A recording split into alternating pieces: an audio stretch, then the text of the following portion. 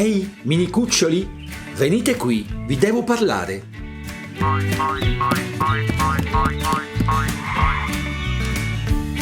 Ascoltatemi bene.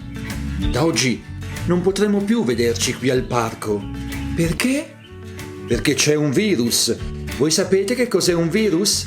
No, che cos'è? È come un granellino di sabbia che può entrare nel nostro corpo e farci star male, anche molto male. Allora io prendo la mia spada di legno e lo sconfiggo. Lasciate fare a me. Non mi pare una buona idea, Cilindro. Diva ha ragione. Per sconfiggerlo, tutto quello che voi potete fare è rimanere a casa e non muovervi. Allora andiamo a casa di corsa. Io non vengo. Preferisco rimanere qui a giocare. Fa come vuoi, ma ricordati che il virus è molto pericoloso. Molto pericoloso? Allora vengo anch'io con voi. È molto meglio restare a casa.